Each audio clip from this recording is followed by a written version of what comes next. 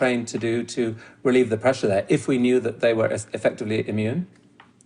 Yes, until we came up with the self-swab and showed FDA that that's equivalent, we were thinking the people who might be able to man those kiosks would be the recovered patients. Now, we don't want to have a lot of recovered people. We don't want to have a lot of recovered people. You know, to be clear, we're trying through the shutdown in the United States to not get to 1% of the population infected. We're well below that today, but with exponentiation, you know, you could get past that 3 million.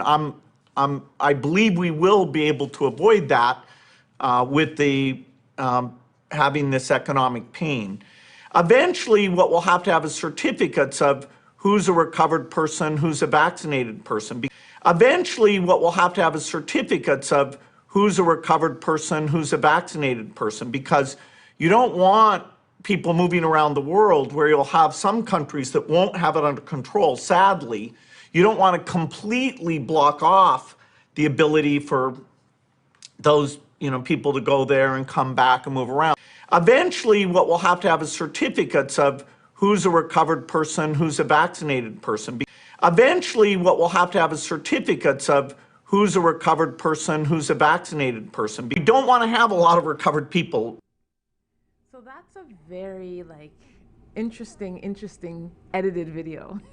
What a way to go ahead and start the show, What right? a way to start the show. Welcome everybody to A Better Tomorrow. Greetings upon greetings. Sorry, yeah, we're over there. We got like a big different up. screen today. Big up. So honestly, like, I want to thank you guys for being here today. There's a lot going on, right? Even right now. Probably the biggest things, I know we're over there now, because I looked and saw I cut in.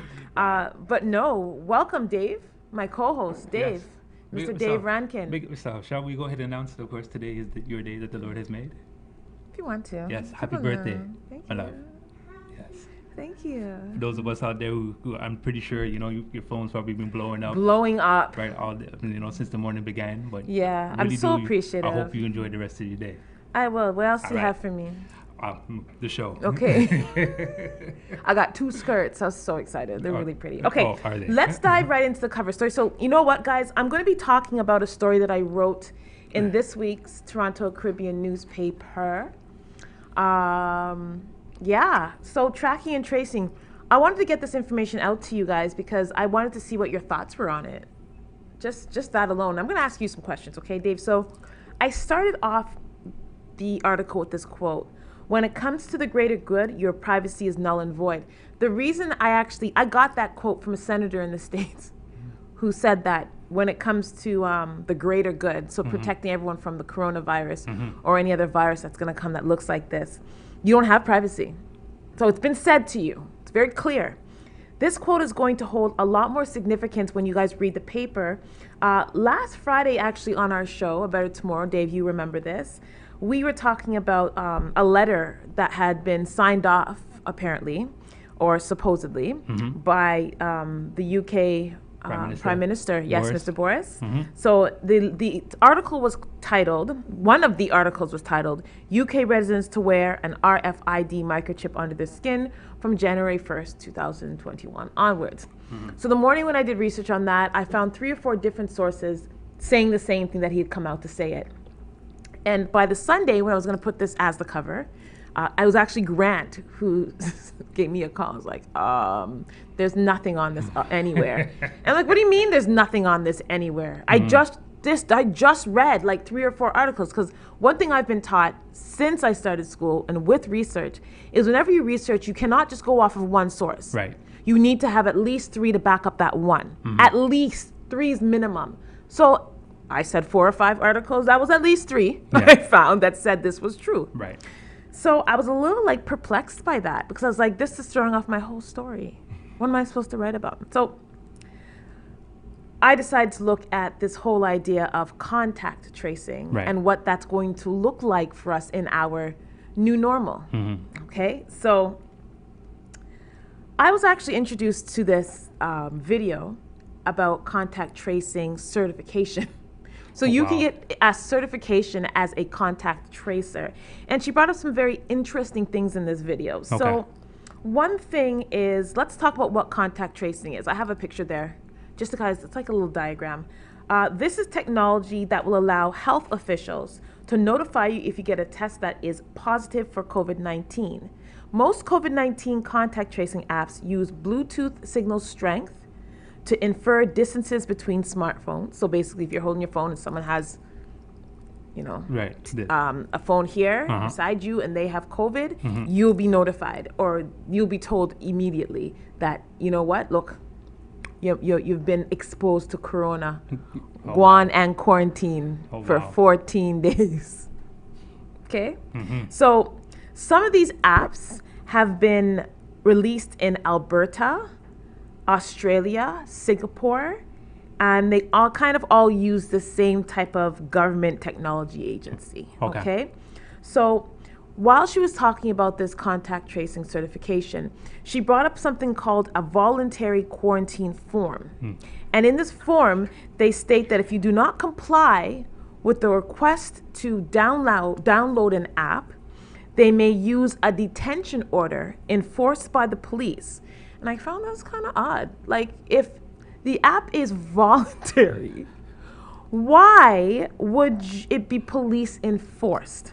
So in America, there's now widespread sharing of information between law enforcement and medical practitioners, all because of COVID-19. Okay? It has all come to a point where businesses can actually take your information. And this happened to me at the 7-Eleven the other day when I was putting gas in my car. Okay. They asked me for my address and phone number. And I asked what for. Why do you need that? You've never asked me. Right. Well, it's for this card that would, no, I'm good. I don't want no card. Thank you. Thanks for your card suggestion. So basically, if you're in a restaurant and you have this app and someone else in that restaurant has it, again, remember, with all of this stuff, if you're beside someone, you can continue to get quarantined, eh? So 14 days quarantine, you come out, you walk to a park, you get quarantined again. We're going to talk about this app right here. Wow. So this is called the Arogaya Setu, which means bridge to health in Sanskrit. This was launched 9 weeks ago, and in New Zealand, they're also using something called like a QR code. So another thing with this app is, again, they said it was voluntary.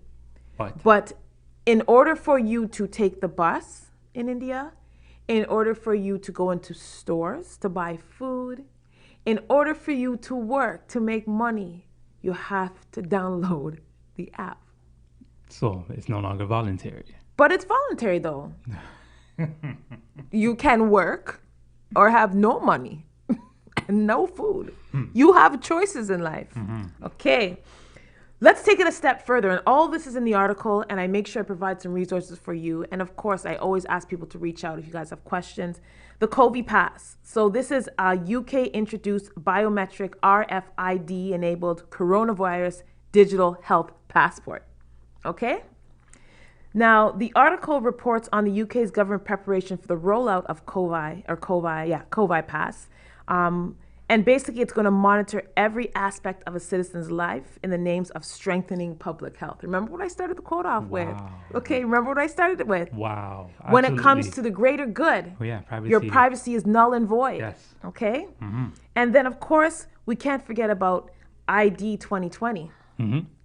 So this is exposed in the same article.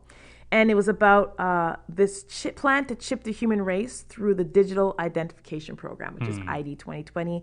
And this was actually exposed in Italian Parliament by Sarah Canal, the Member of Parliament for Rome. I think she's the same one who wanted to look up Bill Gates. Bill Gates, that's right.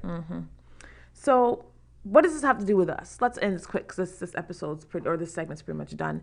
But if you guys are aware, I think last week, Trudeau, Doug Ford, all of them were talking about this new app that is going to help, that they're launching here in Ontario. So I believe this is being launched in July, but I'm going to tell you guys to read this. And this is just an example of what you'll be seeing on your phone when you have the app on. You've been exposed to COVID-19. What are the instructions there, Dave? Can you read that? No, I can't. So you need to go get glasses. No, you see, you can't even read it. I can. It's really small, but regardless, anyone out there right now looking at it can probably read it. This is what's going to be happening, guys. Right now, it is voluntary in Ontario. But I want you guys to take a look and look at the president that's been set ahead of this voluntary app that we have to have. Everyone else has now made it mandatory. Jamaica, you need to have a digital certificate. And we Yes. watched a video yesterday that goes wow. through the extent of what you have to do to even, before to you leave enter. the airport, you Yeah. have to Yeah. download the app. Yeah. Guys. The Apple update has the contact tracer in it too. Oh, the Apple updates. Oh, listen, my phone's been trying to update for the last 4 days. And Dave's like, just keep declining it. He's like, they're going to probably do it anyways. But for now, while you have the power, just decline it. So you see these updates, guys? It's going to be happening, regardless if we want it to or not. We are going to be traced and tracked. When we come back, Dave, what do you got for us? Oh, you have the U.S. House passes this police reform bill. Yeah, it's going to be an interesting topic. And also you talk about, the coronavirus in Ethiopia and how this grown-ass man at 100, how much is 100 years old, got it and recovered. He didn't need no vaccine. He's 100. All right, guys, when we come back, we'll get some more into this on A Better Tomorrow. See you guys soon.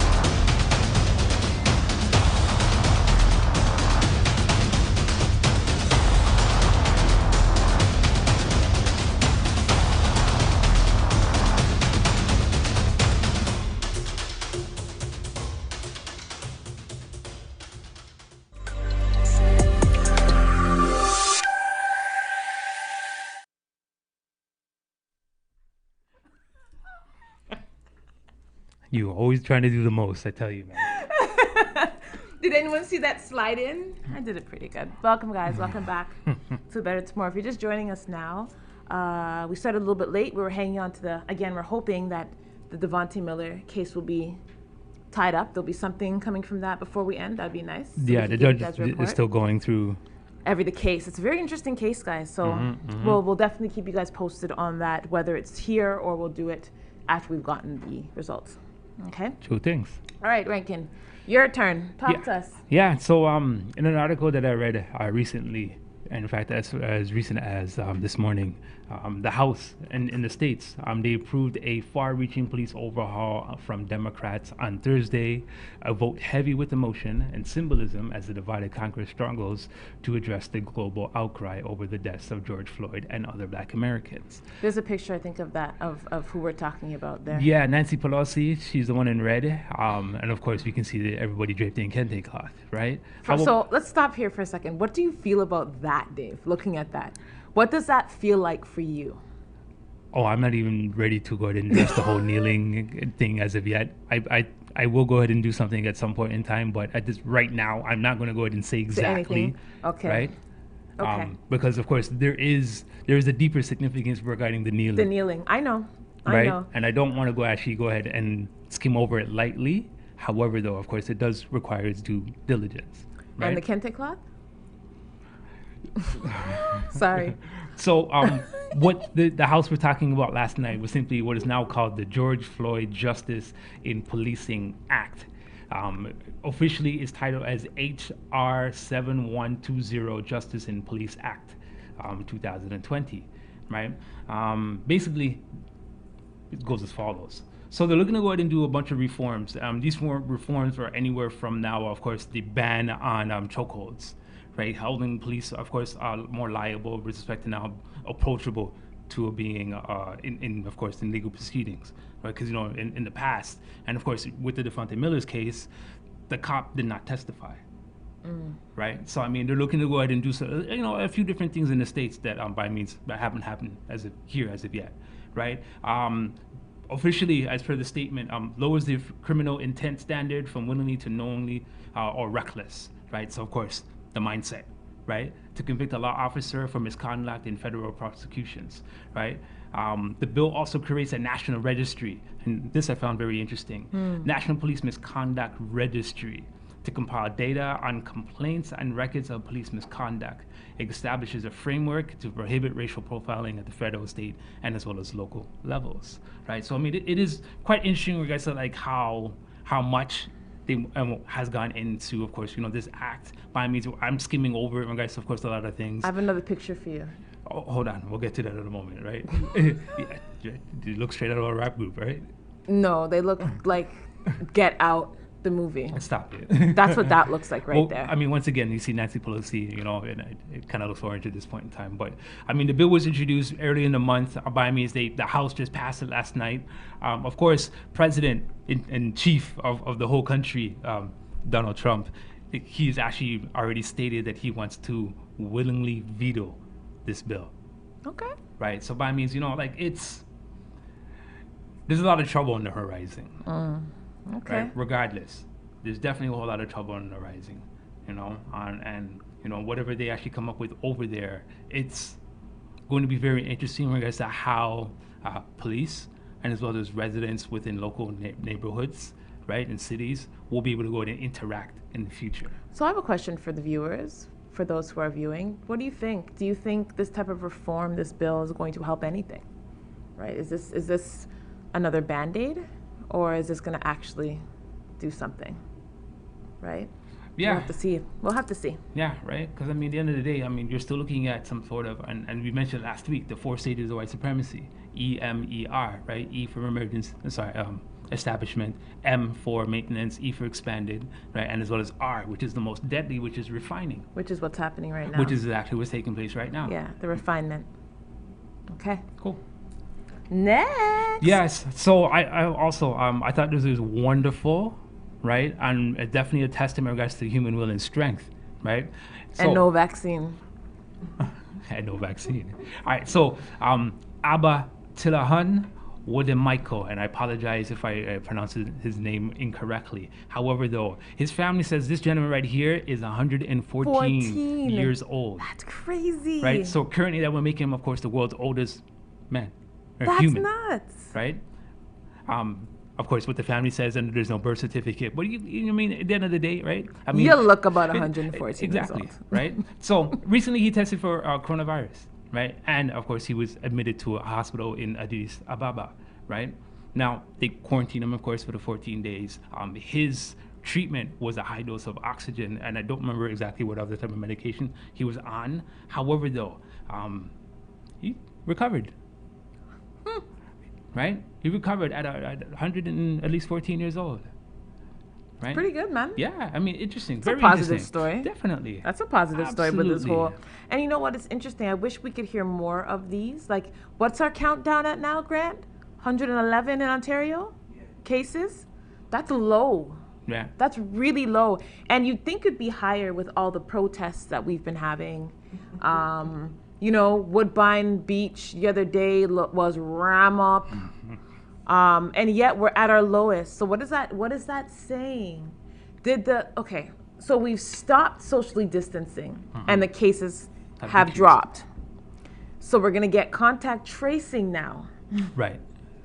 To monitor the 111 cases, which are probably quarantined right now. Well, I mean, at the end of the day, we all understand in regards to the type of agenda that is being pushed. Do we understand? I do. We all think whether it's now the agenda to keep us safe, right, or the agenda, of course, what's to come afterwards, which is, of course, control. Right. Yeah. So definitely there's an agenda in place, right? Whether, of course, you're for it or against it, we all know something's there, right? Okay. Well, listen. When we come back, we're going to continue to talk about some very, and I will say this, controversial topics. We're going to talk about this movie this series that's about to start. It's been blowing up social media, guys. This series called Cracka. We're going to go into that, what this is. And also, I believe you are going to be talking about, hold on. Oh, what's happening in Peel? Peel ton up right now. Peel is all ton up. They're firing people, hiring people. Things are changing. So we'll talk about Cracka and Peel. Sounds like a ice cream or something. Cracka and Peel. Stop. Just saying. We'll see you on a Better Tomorrow.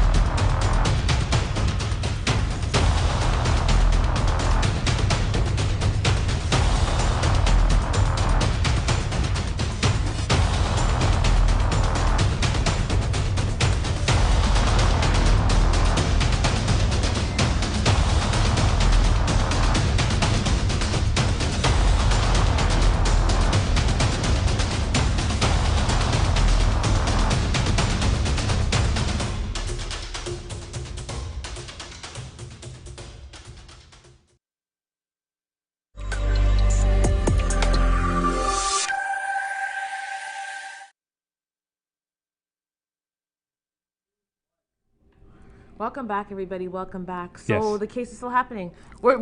Honestly, we really wanted to give you updates Yeah. on this Dafonte Miller case as it's going on. So you know what? Let's talk about it a little bit because this segment's going to be a little bit shorter. So let's talk about a little bit of what you've seen and heard so far about this case, Dave. You know, the judge, the judge is very thorough in this case here. Yeah. Right. And especially as a layperson as myself who doesn't understand the technicalities of all of this, he's very easy to Very follow. clear. Right? Yes. I found that in regards to the judge explaining the inconsistencies with the young man's testimony, right, between himself, some of the evidence that was found, and as well as one of his friends Yeah. that was present that was also interviewed or interrogated, however you want to call it, right? I found that was very thorough in regards to how the judge presented it, right? I found that, you know what, the judge acknowledging the fact that the man in question, right, who was supposed to be an officer of the law, right, did not go ahead and actually Identify himself exactly, as an officer of the law. regardless of the foot chase, regardless of the initial onset approach, right, or even during, of course, the altercation.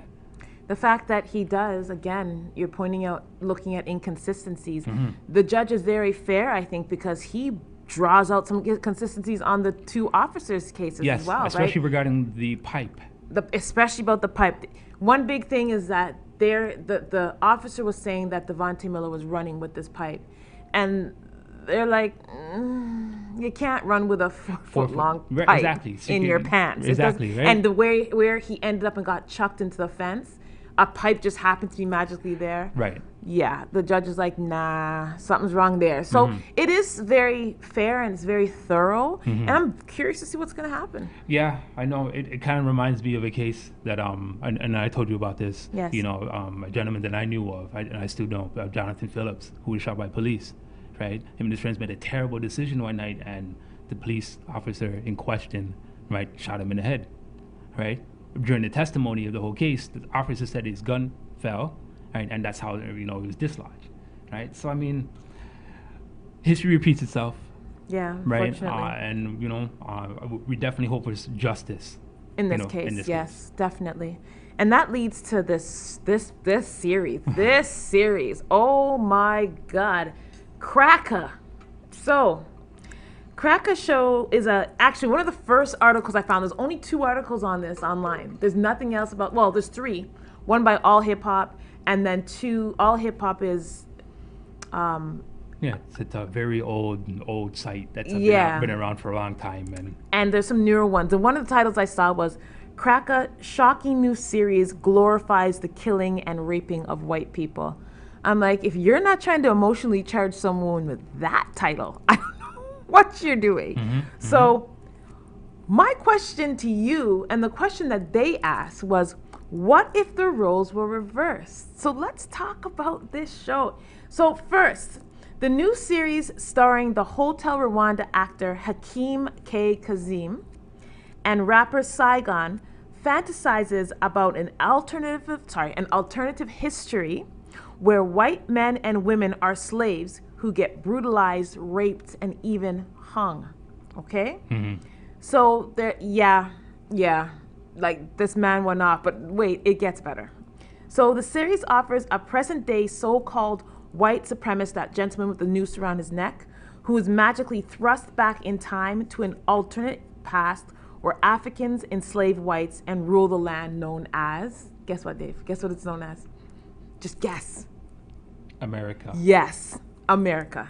So, in a world where white privilege, systematic oppression, and minority protests in order to break the chains of bondage runs regular, white supremacist, that gentleman again, Michael Stone, is doing everything he can to maintain. So in the trailer, which I didn't play because I don't know if we were going to get clipped for it, I wish you guys could see the trailer. Definitely go check out this trailer.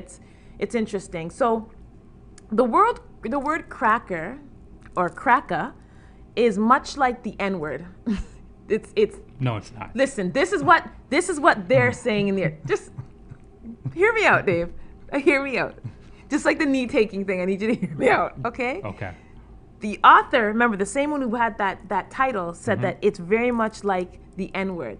It's the racist opposite of calling someone, that word. Okay?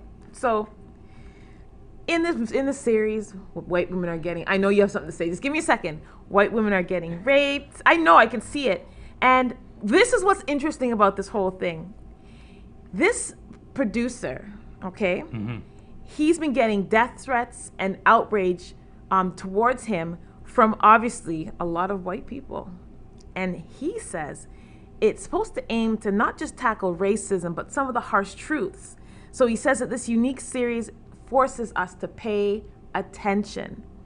And he's like, it's funny, when we presented it the opposite side way around, people are outraged. But it's like Black History Month every February. This is what they show and talk about, okay? So this is the part that I found the most interesting. Does anyone know who this producer is? His name is Dale Restingi, just Restagini. I'm gonna say that. Okay, I'll go with it. This is the part that I found the most interesting about the whole thing. I had no idea he was white. I had no idea. Okay?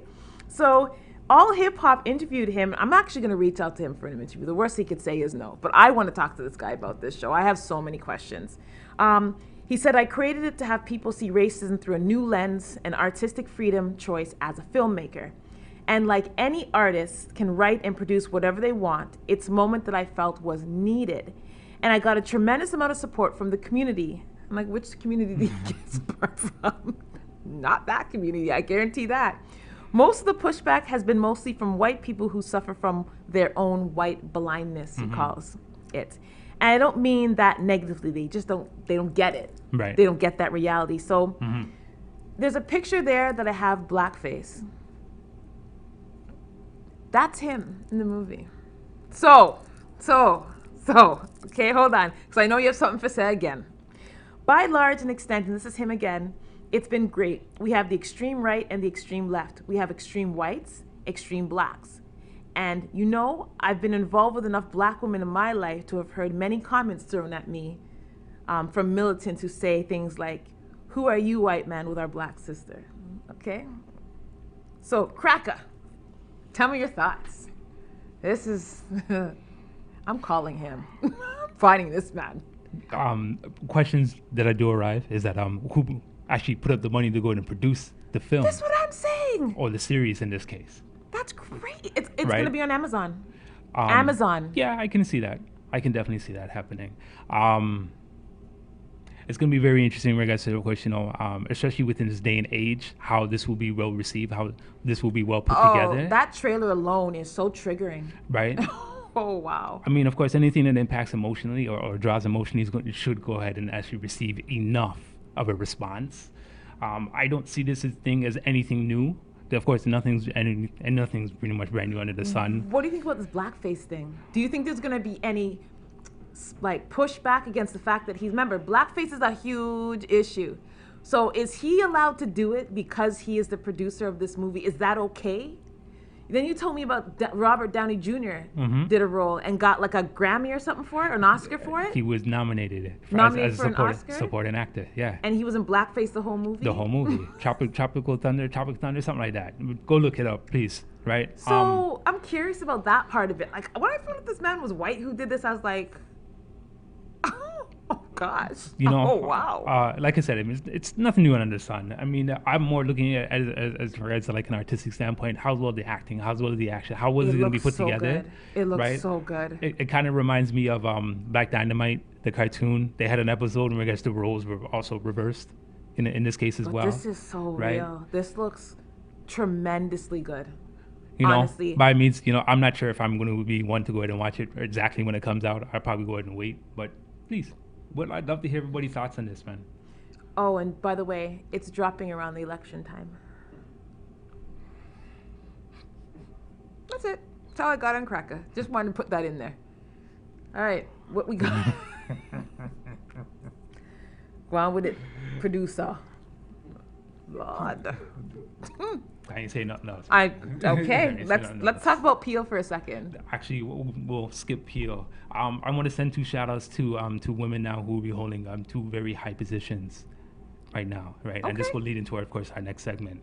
Number 1, the TDSB, the Toronto District School Board, has now selected Carlene Jackson as their interim director. Okay. Right, so definitely big up to this young lady, or Miss Lady, that is. I think we do have a picture of her. Of Miss Carlene Yes. Jackson, yeah, I Our believe fair-skinned so. lady. There you go, Miss Carlene Jackson. Go on big with up it, yourself. Carlene. Right.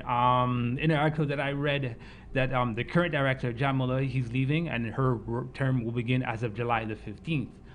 In a quote, she says there that I look forward to working with our trustees, staff, parents, students, and partners to meet the needs of the city's public schools, especially as we continue to navigate learning in the days of COVID-19. Go on with it, girl. Right, so those who don't know anything about her, I'm sure we can go and find her up on LinkedIn and we'll get to her background, but definitely we're going to see exactly how this will go ahead and translate in regards to a number of changes, and more importantly, how available and approachable she will be, as probably, those who probably held the same position in the past haven't been. What changes came with Saunders?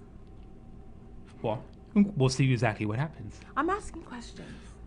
I am. I'm asking. I really want to know. And exactly. Because that's what happens when we have someone who's elected into a higher position who is of us. It's like they put a lot of expectations on them. And then it's like, okay, well, then what came from it? Oh, okay. Well, I mean, it's yet to be curious. seen, right? In regards to how she's going to be navigating from here on in, right? Hope Especially so. with, Lychee, who already said last week that he's giving everybody some money, right? So we'll see what happens. Money's good. Right? Now, the City of Peel, Brampton, what's the name? You remember the name of that organization? That very, very long one that we Hold speeched on. last week? Yes. Go ahead. Black, African, and Caribbean Social, Cultural, and Economic Empowerment and Anti-Black Racism Unit. Okay, so this organization, I know, definitely a mouthful, and I thank you for the viewer who actually left a message for the acronym. We appreciate it very much. All right, so just going back to me now, fairness. Now, the city, this organization has now appointed Gwyneth Chapman as their senior advisor. Right, those of us in the community who know of Miss Gwyneth, by means, once again, big up yourself. Yeah, man. Congratulations for now being Big appointed. things are going. Right, so we're hopeful that, of course, something will definitely come out of this I hope where so, it too. will be of great impact. Yeah. Right, at the end of the day, we're looking, of course, at building better relationships, not only just within our culture, but those, of course, within the city of Yes. Peel as well. Right. So let's see here. Just the article continues to state here that the city says Chapman, a noted and accomplished recipient of the Queen Elizabeth II Diamond Jubilee Medal in 2013 for her work in the community as an engagement, advocacy, and communications, will act as the unit's key liaison with staff and local businesses and as well as stakeholders. All right, now. Right, so by means, we now have some people in some very powerful positions. Some women. Right, of course, our Ooh. queens are definitely stepping up to the plate. Yes. Right, so from here on in, we're definitely going to see in regards to how everything will be unfolding. They do say women would be like better leaders than men are because we have like a certain amount of like compassion and empathy, and we know how to listen. I see your head looking around here, okay? We know how to listen, and we're better communicators. You men are just, Okay, well, time out right there because we're going into ego, which by means, it's not exactly the thing that What are we you want to talking do. about? Stop it. Stop it. What are you talking about? I know, it's just stating some facts, right? I got you. Stating some facts. I understand. But as as the saying goes, where women go, men will follow. So by means. I feel like you should download the app. That's what I say to you. Okay, go get Trace somewhere. All right, guys, when we come back, we're going to talk. Quarantine. I'll leave, guys. It's okay. I'll take me and the dog will be out. No problem. I'll sleep soundly. So when we come back in our last segment, guys, Dave's going to dip into the Dafonte Miller case, I think, for a little bit to see if there's anything new that's come out of it. And we're going to look at what's to be prepared for our students. We can't forget them. We're going into summer, but September is right around the corner. So what's going to be happening for them? And then we're going to talk mental health. This weekend, I get to be part of a panel. And what I like about it is the fact that this is very action-oriented. It's action-focused, not just talking. So I'm really happy about that. Looking forward to it, guys. We'll talk more about that when we see you on A Better Tomorrow.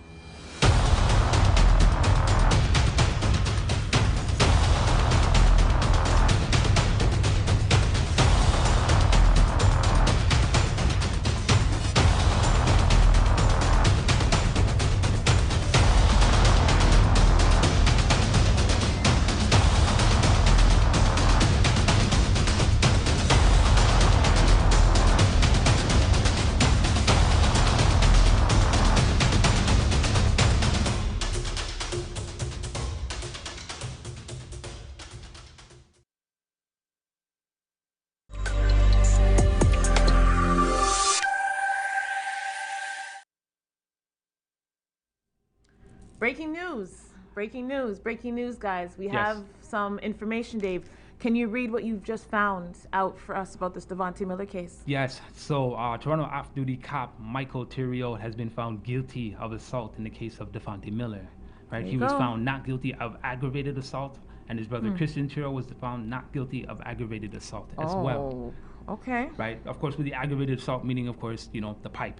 I think the whole thing in this case here in regards to now... The use of the pipe. No, not the use, because the use has already been determined. Okay. Right? It's regards to where the pipe came from. Okay. Right? There's no clear-cut evidence to find out to say, A, if it was found at the neighbor's house, B, if they actually brought it when they approached the brothers, that is, if they brought it initial approach, or, of course, if Dafonte Miller had it on him. But they took that out. Actually, he excluded that right away. Well, regardless, right, they still don't know where the pipe came from. So this is in regards to the aggravated assault. Okay. Right, which is, of course, indemnifying, I guess, in this case here, right, is the fact that, of course, the young man lost an eye.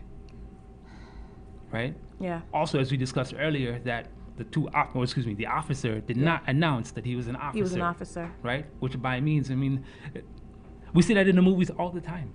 Yeah. Right? After the officer, of course, hey, stop. Police, you're under arrest. Anything about Dafonte Miller? Nothing in this case in regards to as of yet. By means, they just announced in regards to, of course, the verdict. They haven't announced anything else in regards to if there is going to be a sentencing, if there's any, of course, compensation going to be involved as well, right? Yeah. Okay. So that's what's happening, guys. I'm curious to see what the community is saying. I'm sure when we get off this, we will see. There will be a lot that's being said. So we'll definitely, again, continue to update you guys on that. All right, let's do a quick review of getting back to the basics, sir. Yes, so Ontario Minister of Education, Stephen Leachy, he's back at it again. right?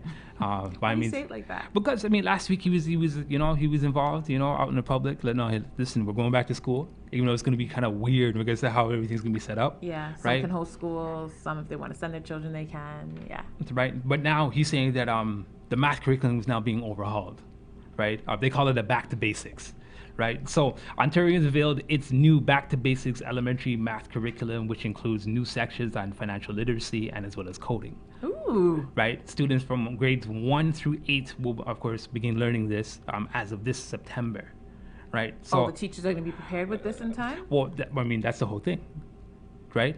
Okay. That is going to be very interesting, you guys. So, hey, this type of material is going to be available right away.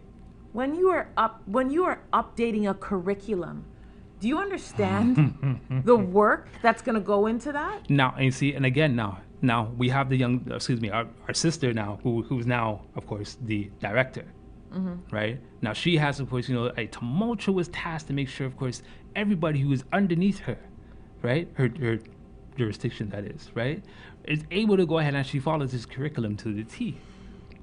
Right, where A, of course, there'd be no hiccups, which I don't see that happening. B, to make sure, of course, all the teachers are equipped. And we're going to go ahead and following through with this, right? Just to go through a few things here. Here's what the new math curriculum is supposed to go ahead and entail. Okay. Right? Social emotional learning skills in mathematics and mathematic processes. Really? What does that even look like? Numbers, algebra, data. So what does that have to do with emotions? Right? Spatial sense, and as well as we mentioned, financial literacy. Right? I like the fact that, of course, they're going ahead and introducing coding for the fact that of course, coding is math. Yeah. Right? So The it's going to be interesting. socio-emotional point, I take that back. I have severe anxiety when I look at math problems. I think it really comes down to So my emotions are high. problem solving. I think is something that it's huge in regards to making sure, of course, our students understand the process of problem solving when it comes to mathematical problems, right? And I think that ties into, of course, to social and emotional, right? For them to go and take a deep breath, look at the facts, right, and go ahead and put it in the Pull out the sections. numbers and things right? that you need, Exactly, yeah. right? It continued on to state here that lessons in coding will be taught as early as grade 1. I believe that either pre-algebra may start as early as that as well. Right? Financial literacy section is all new for the 2020 school year. Of course, grade 1 students will begin by learning the value of coins and cash, which is updated considering that happens later on. I believe it's grade 3 that they begin to go to learn about coins. By grade 8, the lessons will cover areas including long-term financial planning, calculation of interest rates, and how to make use of customer loyalty programs. Right? Yeah, we'll see how that goes. Tell me about it, right? There is a website that, in fact, that goes into a little bit more detail. I'll post it up after, of course, our segment is over. That we'll go ahead and outline, of course, the details. I found one thing that's going to be very interesting is that students going into grade 3 and grade 6 for this year will not be writing any EQAO. Very interesting. By means, it's not saying that they're absolving outright. However, parents out there have to know your rights, right? And you have every right to allow your child to go ahead and skip those tests in the future. They're not mandatory. Yes, they are not mandatory. You don't have to take them. Not at all. But you know what's interesting is the fact that, first of all, they're pushing these children into, some of these children are getting pushed forward a grade, okay? Especially the ones in EQAO, going into the EQAO years, so 3, 6, 9, and 10. Mm-hmm. This year was a mess for students, parents, teachers. Mm-hmm. I'd say overall, the schooling system was a disaster this year. At the end, no fault of anyone. Mm-hmm. But our students, I'm sorry, are going into their new grades completely unprepared. There's maybe a handful of people who are prepared for the next year. And I'd love to see how they're going to tackle that. Them taking on a whole new curriculum, is it the time to do it? One thing that throughout this whole process, if it has sparked any ideas or any new practices, is that our parents need to be more involved if they haven't been before. Yeah. Right? I hope this period of time now has shown really the importance of making sure that the parents are there to any type of support that they can go and provide firsthand. B, they can go ahead and find the support that they would need in the event that, of course, they can't go ahead and give it themselves, right? And of course, being that bridge between, of course, teacher, principal, guidance counselor, and as well, of course, the student, their children. We'll see what happens, guys. If you have any thoughts about that, let us know. Leave it in the comments below. Parents, we'd love to hear from you, hear your thoughts about this. It's going to be a tough year for you guys, but we're here to help. See how I dropped that? It's very nice. That's pretty good, right? Not bad. Okay, last story, really quick. Let's talk about Sunday from 3 until 5, I believe. Cracka is having their town hall meeting. And one of the things when this was brought to me that I was very clear about before I even decided to be a part of it was I said I do not want to be just talking with no type of solution, because we've done enough of those. There's YouTube videos everywhere talking mental health. Talk. The only person I've ever really seen do anything concrete is a doctor who Dave introduced me to, Dr. Naeem Akbar.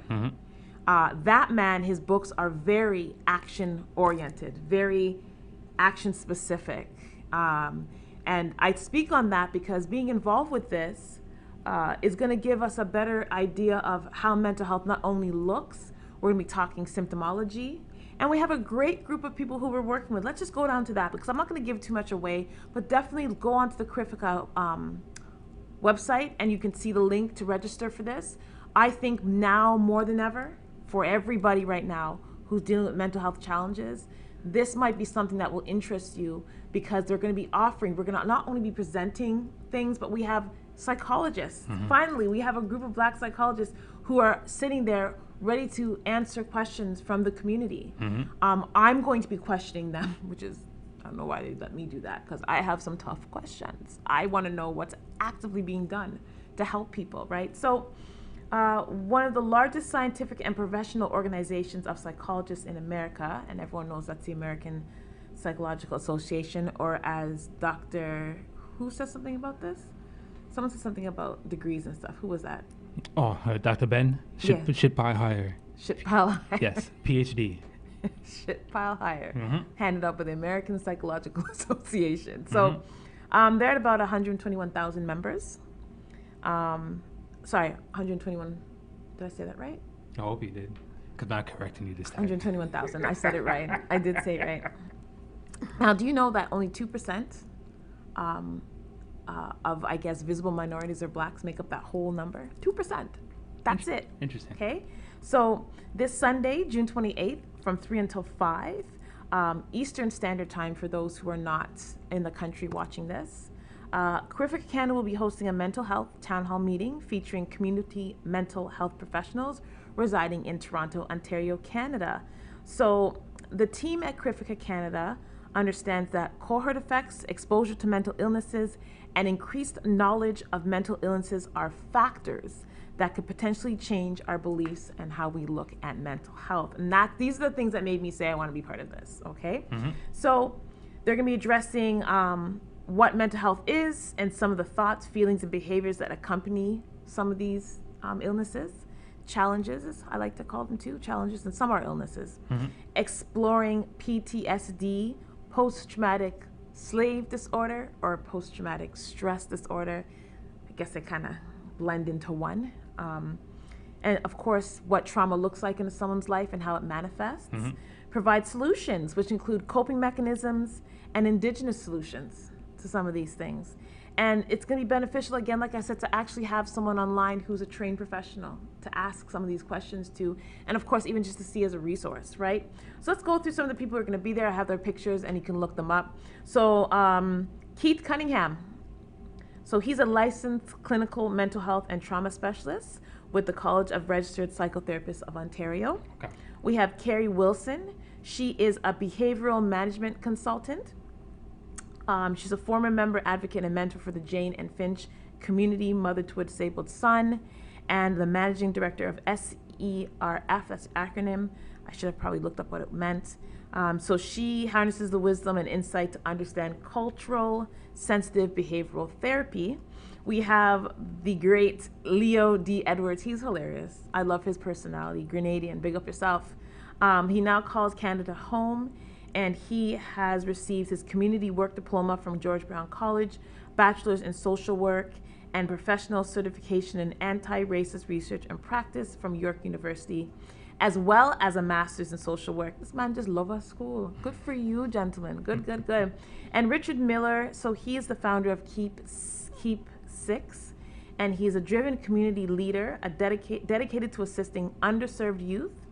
After experiencing and witnessing misrepresentation, racism, corruption, and injustices experienced by Black youth and minority, Richard decided to establish Keep Six.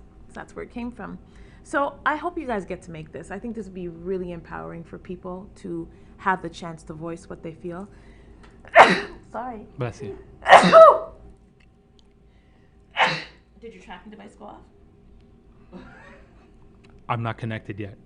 Okay, you don't have the app? I told No. you to get the app last segment, Dave. It's Anyhow, okay. Guys, so we're at the end of our show. Mm-hmm. The sneezing was the end of it. Thank you so much for tuning in. We gave a lot. We finally have a little bit of a verdict. I don't know what else is going to follow up with that, but we will keep you posted. We would love to hear your thoughts about Cracka. We'd love to hear your thoughts about the reform for George Floyd. Mm-hmm. We'd love to hear your thoughts about the new curriculum. And there was something else. Oh, and of course, we want to know if you're going to download the app.